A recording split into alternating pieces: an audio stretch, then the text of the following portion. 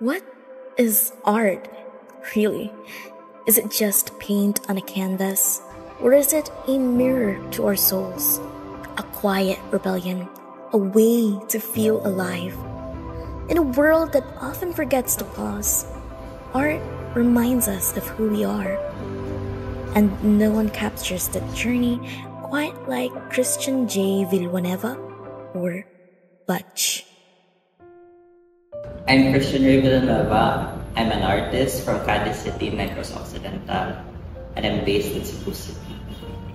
Born in Cadiz City, Negros Occidental in 1998, Christian Reyes Villanueva's artistic journey has been anything but ordinary. Christian's work was not dramatically changed by UP, but the exposure to academic and philosophical frameworks enriched his understanding of art. My times at UP really influenced me because I was self-taught and I lived alone since I was 17, and I started doing art during around that time when I was 16 or 16, 17. I got in touch with UP because there was a professor there, Cesar Raymond Fernandez, who I met during my career, because I started my career very, very early. I was 19 years old when I had my first solo exhibition at the Art District in Bacolod at Once Coffee and Art, which is no longer existent. I came into UP, I felt very secure about myself already and my work. And I was influenced in an academic way. So I wasn't influenced so much in terms of how my work, because my work is already existent. But it did help me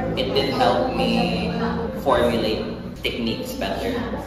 Because I always felt like the ideas came first. It definitely introduced me to not necessarily artists, but it gave me a more well-rounded view of how art should look like and how art should be. Christian believed that true artistry came from within and maintained a fiercely independent approach to influence. He carefully created what impacted his work, staying true to his core ideas, developed as early as his childhood. I was influenced, but not in terms of my style and my work. And I always felt like it was so important to be original, to make your own, but I always believe that even with your clothes. I love this quote by Vivienne Westwood na you don't have to buy clothes all the time. You should reuse your own favorites over and over again. Make it personal. I always believe na we have to make do with what you have. You don't necessarily need to add things. You can take things internally. You can personalize.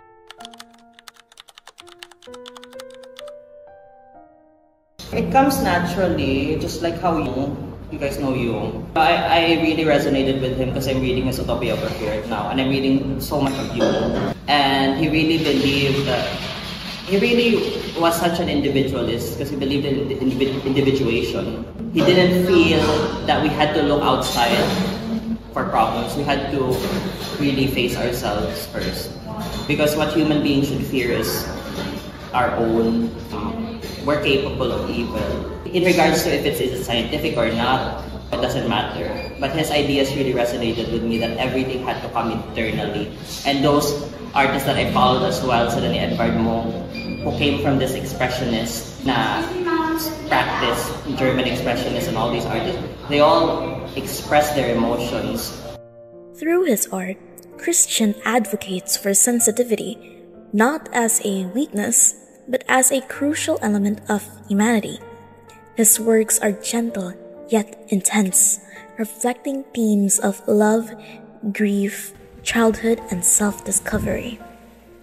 I talked about things na, I guess, my cancer, when I had my leg cut off, all those things. I felt like all of those things were important, and not everyone, but some people thought that I was oversharing. But I felt like it was the right way to go for me. If people were polarized by what I did, I felt like that was the right way to go. I never liked being lukewarm or just making something because I had to make something. Yes, and I feel like being an artist is inborn, and people will argue with me. It's like being a. I also believe in psychological destiny. We're meant to do things, and we can't explain why. But at an early age, I was already very drawn to art, and I always knew that there was something for me sa arts. Ever since bata pa lang, when I was a kid, I always had that feeling inside me na I was going to do something in the arts, no matter what. And when I had my disease, cancer, and I survived cancer, I didn't really think that it would affect my work at all at that time. It's not a tragedy na, oh, I didn't do this, I just do it. I felt like my experience with the arts is more, my world was opened up. So it's not a tragedy that I can't dance anymore, do theatrical things anymore, and I still do it, but in my own way now. Which I think, I realized na it was mine ba. And I always felt it was important na something original, something new.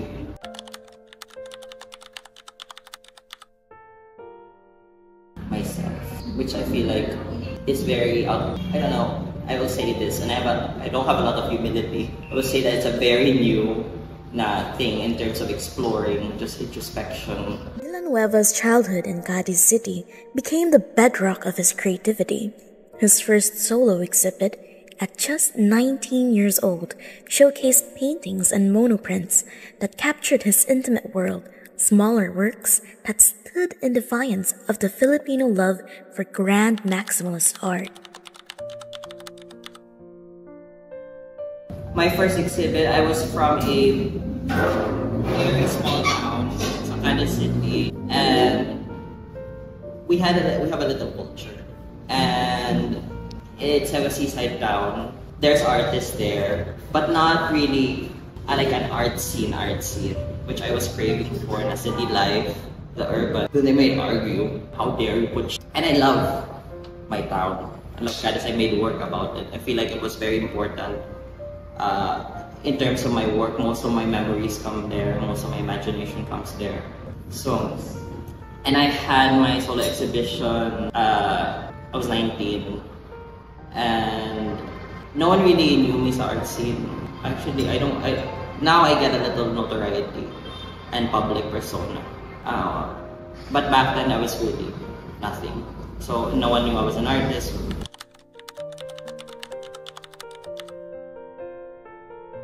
Oh, it started because I wanted to teach my friends, and I wanted us to hang out, and I wanted us to share ideas with each other, and it just started very organically. And I didn't believe in the idea of we have to follow the mission, vision. I just didn't agree with that. I always felt like life has to be spontaneous, and I feel like art has been so. Having a career as a professional artist is so stifling because it's also like semi-corporate.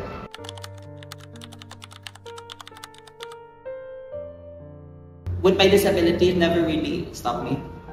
I never really thought of it that way. Oh, I want that, whatever. I never really thought about it that way. I guess, and also I'm also like, oh, you know, I'm gay.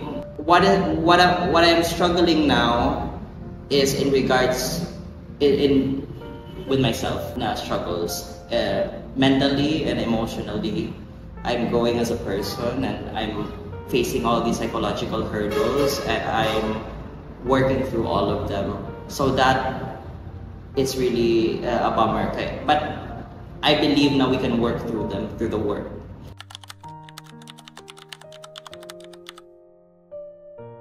Mostly economical.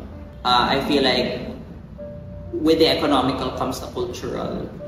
You know, when the economy is flourishing, we'll have more opportunities for artists to flourish as well, and for spaces to flourish. We can't just say, now there's a problem with culture, or there's a problem with this, there's a problem with people are not psychologically inclined, blah, blah, blah, blah, blah, or people are depressed, they must work through that. We must have the resources to be able to access those things. If the economy is shit, we can't do anything. The rise of AI in the art community has sparked mixed reactions. Some see it as the future of creativity, while others, like Christian, remain skeptical about its current role. One of the best artists I know works in AI. I don't want to say the name, but she was my mentor for so many years, ever since I was a kid. And now she works in AI, and she's studying AI. So I was very cynical about AI, because I was also very cynical about digital art. And now we're using digital art, and most artists are using digital art. I sometimes feel na I don't have a neutral stance on it. I still don't like AI the way that it's doing now. I feel like it can be used for good.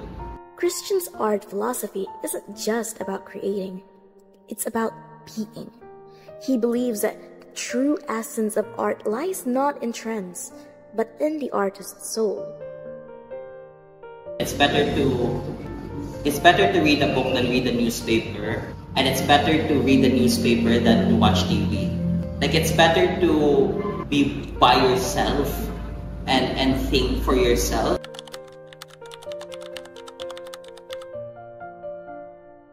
But there's something about artists na it's not about the work itself, it's the way that artists live. Like, I was really fascinated by Georgia O'Keeffe.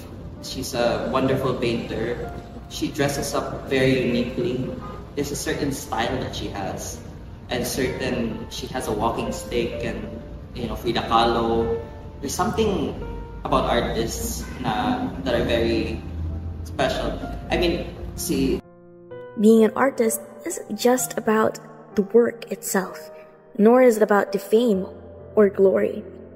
It's about an internal compulsion, a deep, almost possessed drive to create, even through pain and uncertainty. I really believe as an artist, something internal. I think it's something beams into your head. I'm an artist, I must do what I must do. Even if it is difficult, I must create. It sounds really... but it's true, I really believe that.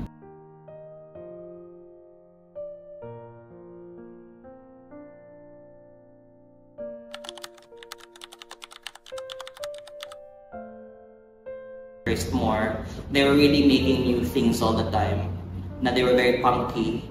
I love those things. They were very punk rock style, and Monk, which was very expressive. He would make, back then it was very, very, very, as a man, it was very unfashionable to talk about your emotions, especially in those times. It was very like, you shouldn't talk about emotions as a man. But he really explored sort of masculinity, and I don't want to throw all these jargons naman, but my work's very emotional. It's really about, it's not about the truth, because emotions are not necessarily truthful, but it's emotionally true. And I feel like if I had a genre for my work, na siya, emotional art. And I feel like dreams and intuition and memories and all those things, they say something about us. In psychology, we use metaphors and we use myths and all those things. And I was really interested in symbols. Those things are not necessarily true, but they speak of a certain truth. And I've talked about things that were very difficult for me to talk about. I was molested when I was 12. It was very difficult. I had a really horrible experience. And then when I was 14, and I had cancer and my father died. So all those things I wouldn't have gotten through if I wasn't an artist. So like it goes back to our conversation with coping. It sort of, the artist sort of quote so many people, but si Otto Rank was a psychoanalyst. He really believed that we artists have really strong, abnormally strong wills, that they would really push to the membrane more and more, and work, and the neurosis as well. If you work on these things, and the artist has this power na punch through the wall and work through all the, because everyone has trauma, everyone has, not only me, everyone has trauma, everyone has like sadness and all those things. I'm not saying artists are exceptional, but they work through things in a very unique way. Everyone is exceptional. I'll say PR ads. Everyone's beautiful. PR trade. Celine.